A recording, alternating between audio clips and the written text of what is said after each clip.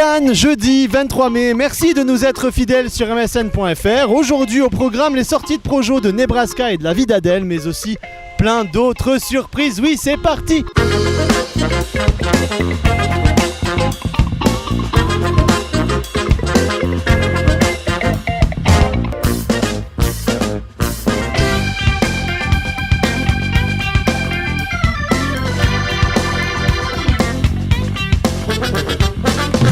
Une situation assez classique de road movie américain avec une relation père-fils qu'on a déjà vu plein de fois avant dans le cinéma américain, mais le film arrive quand même à plaire grâce en fait à son casting. C'est un film qui parle des relations, des liens familiaux, des relations entre les parents et les enfants, de la transmission entre les générations.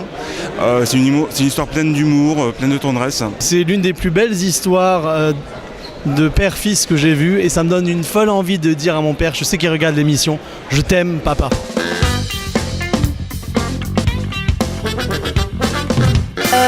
J'ai beaucoup aimé, je trouvais que c'était un film super fort, mais c'est surtout les deux comédiennes qui sont incroyables, elles vont vraiment jusqu'au bout, mais jusqu'au bout. Kishish fait aussi l'éloge de la femme, de la passion, de l'amour, et c'est un récit assez intelligent, très charnel, et au fond amer, et donc c'est un très bon film. C'est beau, c'est même plus du cinéma tellement c'est réel.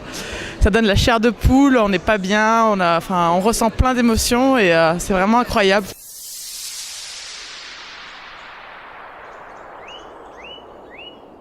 Cannes, c'est du cinéma évidemment, beaucoup de films, mais pas que. Pour les heureux privilégiés qui ont accès aux plages privées, c'est aussi des concerts. La preuve, mercredi soir, ils avaient le choix entre Phoenix, Woodkid et La Femme, programme assez sympa. Retour dans les salles obscures avec le coup de gueule de Jean-Paul Salomé, qui hallucine de voir les gens SMSer, mailer, tweeter pendant les projections officielles. Heureusement, on pouvait compter sur Jerry Lewis pour amener la bonne humeur pendant sa conférence de presse. Il a fait le show, il a notamment déclaré que son actrice préférée était Cary Grant. Niveau actrice, on tient sans doute le prix d'interprétation féminine après la présentation de La vie d'Adèle de Abdelatif Kechiche, accueilli très chaudement ici et avec l'impressionnante performance de Léa Seydoux et de Adèle Exarchopoulos. Allez, on finit par un point tapis rouge, notamment une alerte à la bombe hier soir. Oui, Irina Shayk était sur le tapis rouge, la petite amie de Cristiano Ronaldo. Autre défilé de stars, c'était ceux des profs. Pourquoi les profs sont-ils là? Eh bien parce qu'ils viennent fêter le succès du film. 3,5 millions d'entrées, c'est simplement le plus gros succès français au box-office cette année. On enchaîne tout de suite avec 3 adolescents sud-américains qui veulent rallier les États-Unis pour échapper à leur misère. C'est le sujet de La Jaula de Oro de Diego Quemada Diez. Rencontre.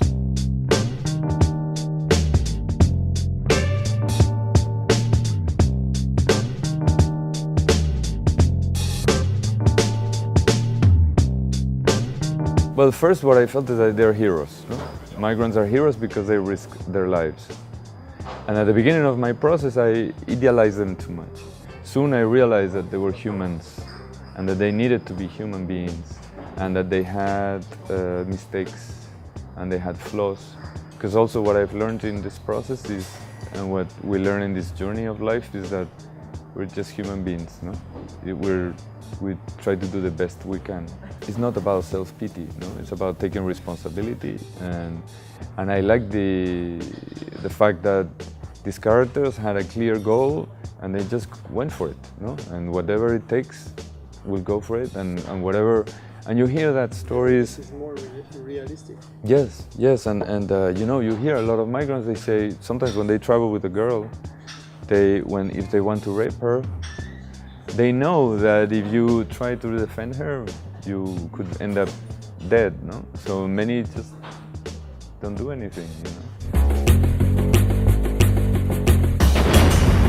Camille et Emmanuel ont accepté de se prêter au jeu du clash avec aujourd'hui la fille du 14 juillet, Magnéto. Pour moi, c'est pas seulement un film idéaliste et léger et drôle, etc. Parce qu'il y a bien quand même, dans l'humour absurde de Perejatko, une forme de réaction aux sentiments qu'ont pu avoir les jeunes autour de mai 68, que les règles et les structures n'étaient plus fiables. Et que du coup, parce que les supérieurs, la supériorité, les supérieurs hiérarchiques, etc. n'étaient plus dans notre camp, et ben autant être totalement libre et ne plus se reposer sur eux. Du coup, tant mieux, parce que tout est absurde, et même du point de vue de la structure des gags, on atteint quelque chose de complètement démesuré et débridé, et ça c'est un bonheur. En effet, La fille du 14 juillet, dans son sous-texte, est un film assez anard, avec un humour absurde entre Max Pécasse et Jacques Tati, un mélange assez détonnant. Mais l'histoire première du film, ça reste une histoire d'amour entre un homme et une femme, un homme qui a un coup de cœur fabuleux pour une femme et qui est prêt à traverser la France entière, coupée en deux par la crise économique, la crise sociale. Et pourtant, ça reste drôle, ça reste sincère, ça reste profondément humain et que l'amour se joue de tout, se joue des crises, se joue de la crise sociale, de la crise économique. La fille du 14 juillet, c'est une vraie déclaration d'amour au cinéma, aux femmes et c'est une vraie comédie drôle, spontanée et sincère.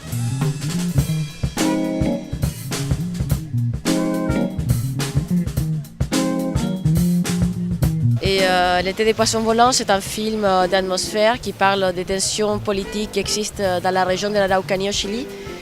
Et c'est l'histoire d'une jeune fille de 16 ans qui passe ses vacances avec son père et sa famille dans une très belle propriété. Et il va se rendre compte cet été qu'il a des problèmes, en fait, que son père a des problèmes avec les Mapuches qui entourent la maison. Voilà, c'est ça le film.